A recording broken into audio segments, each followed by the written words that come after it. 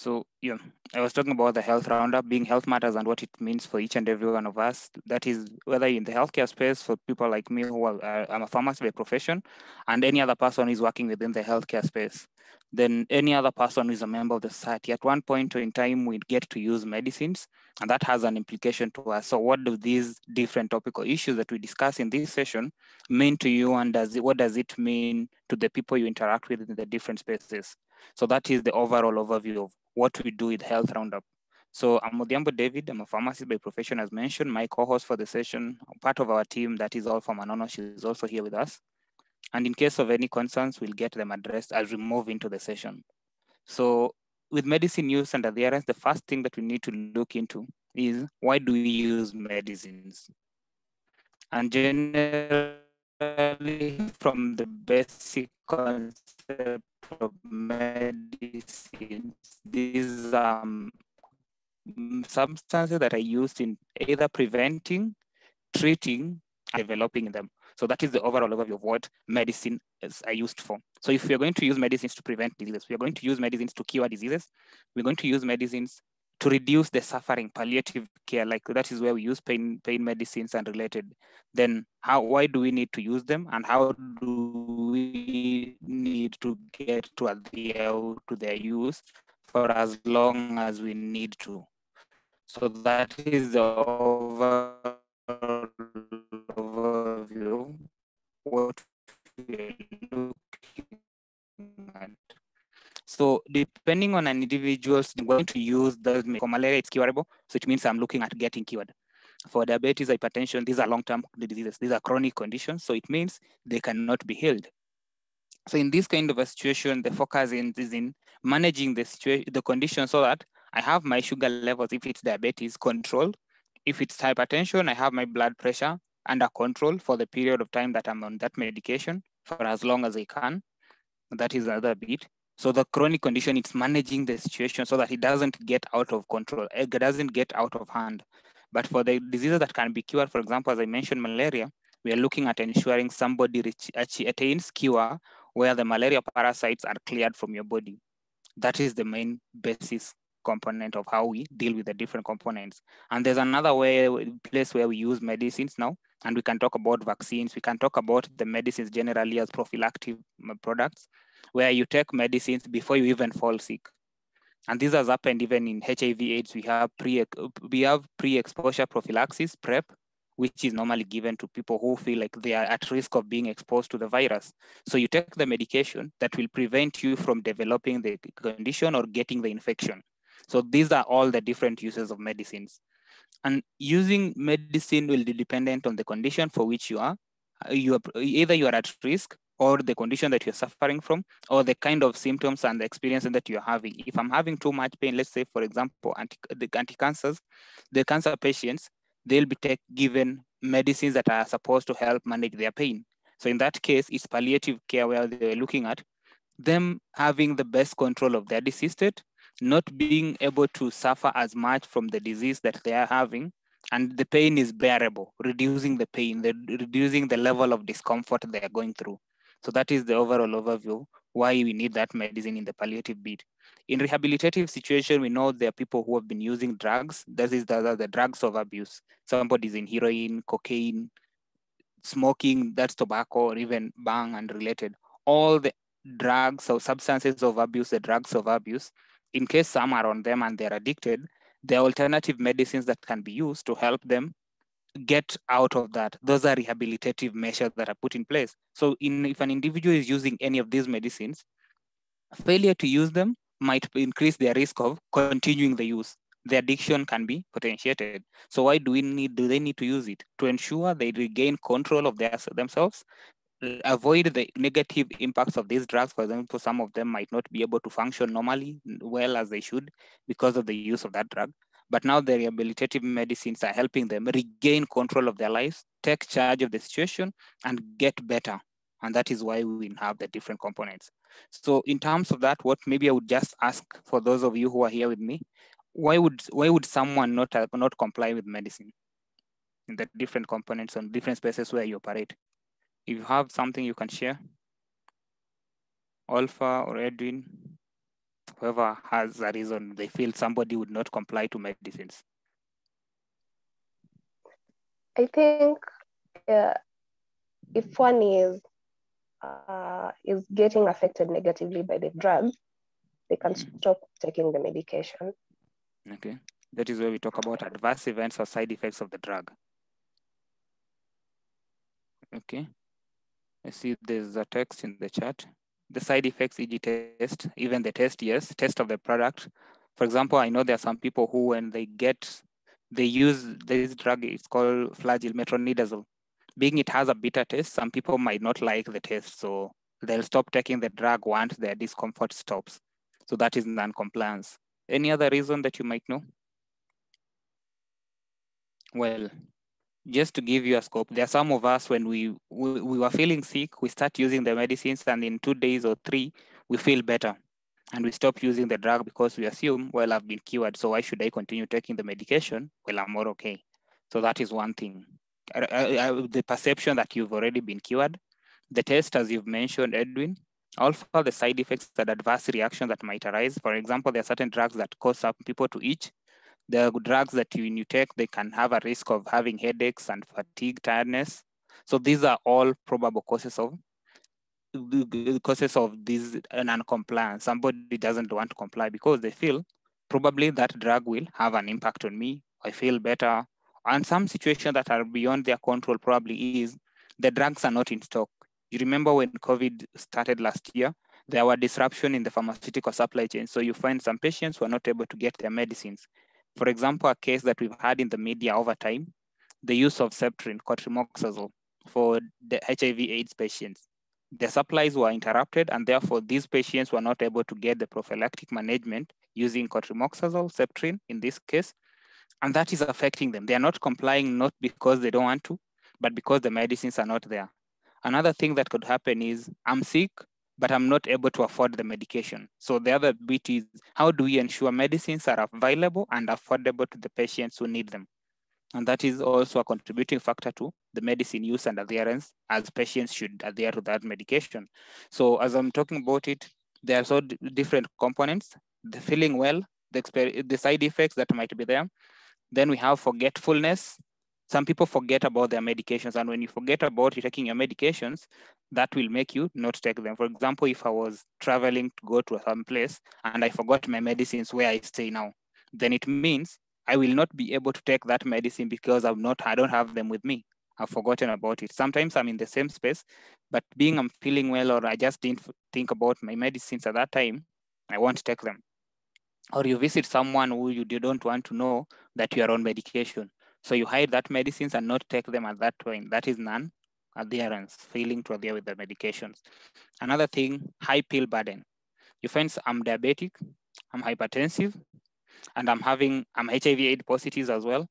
And on the same note, I'm probably having an infection of malaria or cholera or typhoid, some other condition. So you find I have so many medicines to take that will make me not comply. And in that kind of a situation, then it means I might take some drugs and not take others, which is affecting the overall management of the different diseases and conditions that I'm suffering from. So these are all contributing factors that can make people not to adhere to their medications. And the reason as to why we talk about this aspect of medicine use and adherence is in the pharmacist practice and pharmacy training, we look at it from a component of there is rational use of medicines. And in rational use of medicines, we're talking about the right medicines are given to the right person at the right dosage for the right period of time to the right patient. So if I'm David, I'm sick, I'm suffering from malaria, and the drug that is recommended is Coartem, then I should be able to take Coartem, the right dosage for the period that it should be taken. That is 3 days for Coartem. That is, I should be taking it for that period. And I should ensure that I take all dose as it is. And you all know that there are different factors that are affecting the drugs that we use. For example, there are some who will take one tablet, let's say paracetamol. You take one tablet, 500 milligrams, twice in a day or thrice in a day. There are people who will be recommended to take double the strength based on weight, age, and the conditions that are suffering from. Somebody is in too much pain, they need more. Somebody is in lesser pain, they need less of the medication. So all these factors. So we need to know that I'm giving you the drug that is ideal and suited for you.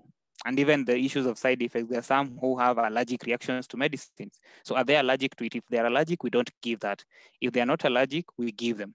Or if they're allergic, we substitute for another drug to ensure they comply with that medication. So the right drug, it should be given for the right disease state. If I'm suffering from diabetes, I should be given anti-diabetic medicine. I'm suffering from hypertension, anti-hypertensive drugs are the ones to go for. Then I've been given the right drug for the right disease, the right indication, and it's being given for the right at the right dosage. At what dose should I take the medicines? How often do I take it, and for how long?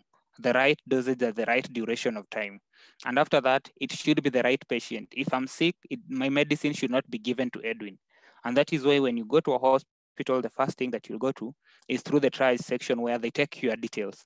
And those details are accompanied by a code that you're normally given. So that code is only unique to you, so that in case there's any anomaly that the medicines might be given to the wrong person, the code helps trace the patient and ensures that they don't take medicine that are not theirs. And that is where now another non-compliance issue will arise, where I have been sick, let's say I've been having headaches, and it was diagnosed to be malaria. I'm taking anti-malarial drugs, and Edwin, on the other end, had headache, but for him it was typhoid. And he feels like he has the same symptoms as me, so he takes my medication. That is not right, because we are sharing the medicines that will not work for him if that is the situation, but he has taken it. And being he has taken my medicines, I'm not able to complete the dose as was recommended.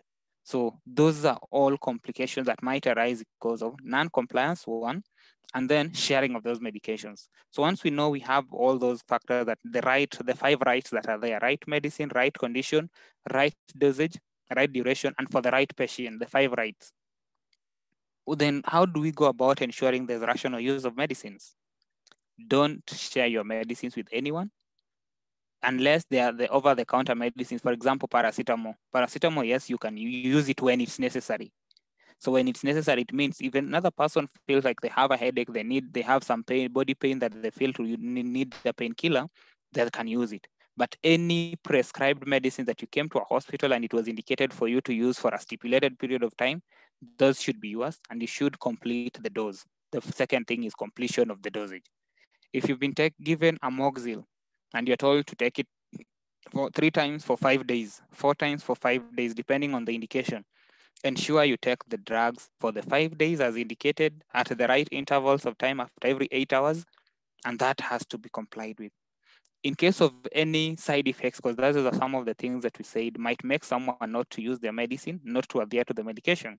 So in case you feel there are side effects that you might experience, report that side effect to your clinician, your doctor, your pharmacist, wherever you bought the medicine, wherever you got care, so that they can switch you from that drug to another that might not give you the same side effects. Or if they're manageable, they help you manage the side effects, even if they're allergic reactions.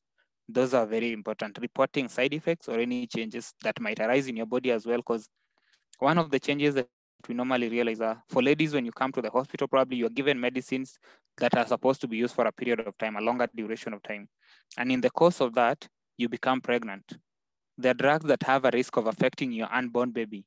So therefore, it means in case there's any change, for example, you become pregnant when you're using a certain medication, it's recommended that you report to the hospital, to the doctor who prescribed the medication for you, so that we reduce the risk to the child if there is potential risk. And if there isn't, we note that down, because there might be that we don't have as sufficient data in the patient population, the pregnant women. So if there's any problem that might be noted later, that will help us protect other people who might be at risk of using the same medicine when they're pregnant. So it's recommended that we report any side effects and any changes in our body systems when we're using those medications. Those are very important. Then why should we comply with medicines? One, for example, if you are sick with a particular condition, if you don't take medicine for it, it will persist in your body. It means the outcomes might be terrible. Some people die because of not getting the treatment that they need. So you avoid that kind of untimely death that might arise, one. Two, it prevents you from going to the complications of a particular disease. For example, I mentioned diabetes and hypertension. These are long-term diseases, and failing to take your medication and control your sugar levels, there are people who will develop cataracts, glaucoma, and related eye problems, that is for diabetes. Kidney problems can arise as well. Foot rot, the foot disease that can develop from the foot disease, that foot ulcers majorly for diabetic patients. Hypertensive patients, they have a risk of undergoing facing challenges, and these challenges for hypertensive patients can result from either stroke, heart attacks that can arise, and all that because of failure to control their disease state. So these are complications that may arise. We need to reduce them by taking their medication and ensuring we again that control. Two, relieving symptoms. If I'm having migraines and I know there are medicines that I use for my headaches and migraines, then I need to comply with them, because if I don't comply and don't take the medication as recommended, then the problem on me is that the headache will persist, I'll feel discomfort, and I'll be agitated. I don't want even to talk to people around me and all that, which affects me and affects the people I'm interacting with. So we need to do that wherever we can. The other thing is preventing complication and poor prognosis that one has mentioned, risk of untimely death, and those are all factors that can affect us. And we want to try as much as possible, because in medicine use and the field of medicine is, we want you to be at your best. Can you function optimally and at the best level that you can be? Two, can we reduce the discomfort that you are about to get? For the preventive prophylactic medicines that we give, can we protect you from getting any disease state? And one of the things that we know now, we have in a COVID era, and COVID-19, there's a vaccine that is already in place. The vaccine is a medicine by itself. So can we take the vaccine to prevent ourselves from getting the COVID virus infection? If we can do that, that would be a win. Because if you don't, then you are at higher risk. And when you get sick, we would have prevented it by using the medicines. So that is the overall overview of medicine use. We use it for particular reasons. There are failures where we don't adhere to the medications, and we need to. Why do we fail to adhere to the medications, and how do we go about addressing these issues? So that is a brief snapshot of medicine use and adherence. And one of the critical things that I know, even in the government directives and government structures, there are measures that are being put in place to ensure people adhere to their medicines. You know, we have UHC now. UHC is being a project, the flagship project of the current government, where we're talking about NHF insurance for each and every person, ensuring that there will be sufficient medicine supplies in the government hospitals, and with sufficient supplies, patients can access them when and where they need them. And when you can access them, it means that unavailability of medicines are going to be tackled. You can pay in through the insurance. If you can pay through the insurance, the affordability factor is addressed. That is a win for everyone. And the other thing that is happening, there are some diseases that are infectious and are highly contagious and communicable. For example, people who are on anti-TBs, the people who have TB, they are normally given medicine. They need to comply because they have a risk of infecting others. And wherever you find someone who has TB and they're not complying with their medicines, the level of follow-up can even move to a point where they have to be monitored to ensure they take their medicine. So you're told every single day you go to the hospital to take your medicine, even if it's morning and evening, whichever way it is, to ensure you take the medicine, because you're protecting public health interest as well. The same applies to some of the STIs, syphilis, gonorrhea, and related. If you're not going to take care and it's noted by the healthcare provider, you'll have to be followed to ensure you comply with your medicine, because you have a risk of infecting others. So those are all measures that are being put in place. But even if they're being put in place, it still lies with us. It still lies with us as healthcare practitioners to help our patients do the best they can, as members of the society, to take our medications as prescribed, as dispensed, and in case of anything, to inform the healthcare providers to be able to address our needs far much better. That is a bit. And for general public, we have a responsibility to ensure that the people within our lives, who are in our lives, who are maybe failing to comply with their medicines, know why they need to comply, are able to comply. Can we set them reminders so that they keep taking the medicines? Can we follow up to ensure they have the right medicine in case they have any side effects? Can we help them report to the doctors so that they have a switch in their medication? So we have a responsibility, but unless we know why we need to take that responsibility, and unless we play an active role in ensuring we are all healthy and we all stay healthy, then we won't be healthy. And when we're not healthy, we are all failing in our own mandates. So that is the overall overview. And I believe you've gained something. And I'll send it back to you guys now for the Q&A session of it, in case there's anything please let me know as well, so that we have a discussion a bit as we end up the session. Any questions, concerns, comments? I have a comment. Yes. I think one of the reasons why some of the patients don't adhere to the medicine is because some of the diseases don't have symptoms. So it's hard for them to take medicine when they don't have the symptoms. Yeah, there are certain diseases that don't have symptoms as much, which is true, and especially some of them, they might present with symptoms that are not noticeable. But oftentimes we encourage medical checkups, because that is why even now there are certain situations where we tell you, please try as much as possible. If at least twice a year, after every 6 months, you can go get checked, blood tests, blood works are related, so it might be noticed. But for the patients who get well, actually the people who fail to take medicines are, I was sick, I got the medication, I feel now I'm better, so there's no need to go.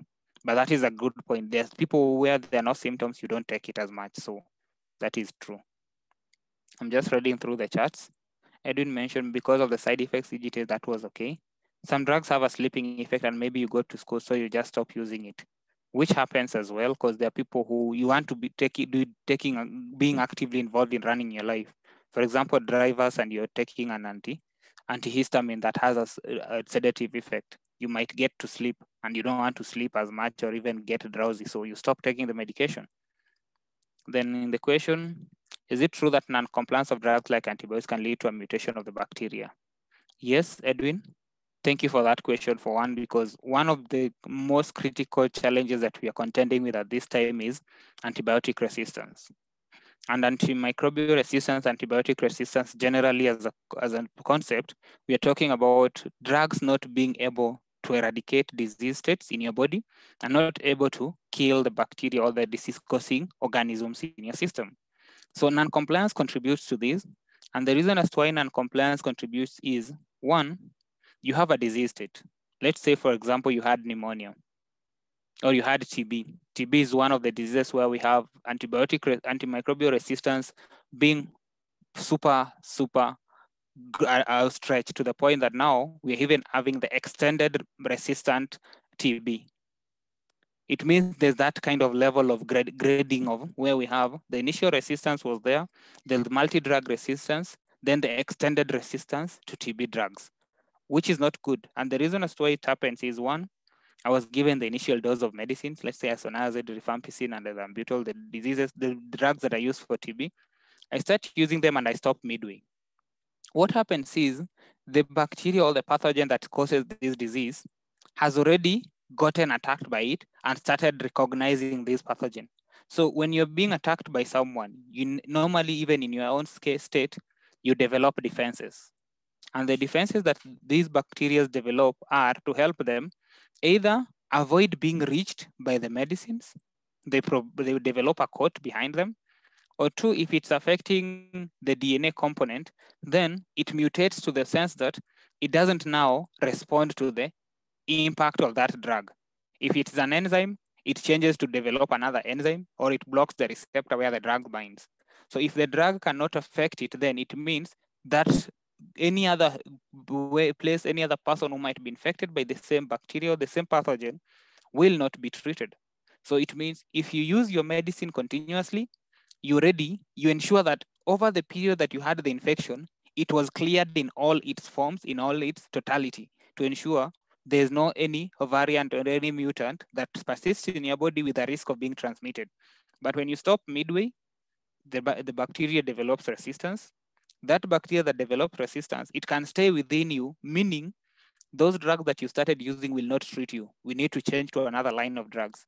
When we change to that other line and you still fail to comply, we need to move to other levels. And if you can acknowledge as well, the last antibiotic that was discovered and put to use was over 40 years ago, 1980s. So up to this point in time, we don't have new antibiotics that are being developed. There's one that was supposed to be developed in 2011, 2012. It hasn't been approved officially. So if that is the overall scope, what will happen when all the bacteria are now resistant to all the drugs that we have available for us? So those are issues that we need to look at. How do we address them? And we have to comply with our medication, because once you expose them, they develop the defense mechanisms, and now they get transmitted from one person to the other. And one other thing that we have to acknowledge about bacteria and these disease-causing organisms, they have the ability to confer that resistance from the initial one to other disease states. For example, you are suffering from typhoid, and the typhoid can now introduce its resistance to another organism that would affect you. So it means there are several diseases that you can now develop, but the resistance was developed as a result of a single failure to use the medicines. And that is where we now call the transfer of resistance, transmutation, and all that. So it's very important that we comply with our medications when they're used. I hope I've answered you, Edwin. Okay, thank you. Any other question, comment? Well, if there's none, this will mark the end of this session today.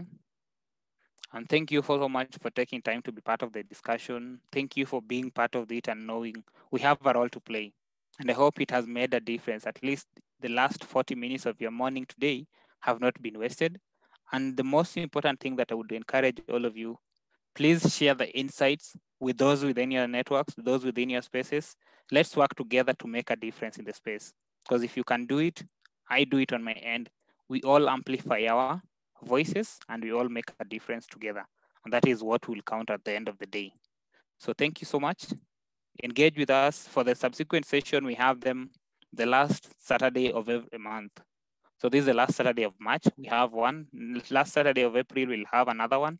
So please follow through, engage, share with your networks, encourage so many people to join in so that we get more informed as a team. And when we're informed, we can drive that agenda moving forward. And finally, engage with us in our social media handles. Twitter, it's Reculture Health, at Reculture Health. Facebook, we have Reculture Health and Social Innovation, a page. LinkedIn, we have a page as well, Reculture Health and Social Innovation. And in Instagram, we have reculture_health. So engage with us. Let's work together and make a difference. Asante sana. Have a great Saturday and a great weekend ahead of you. Thank you.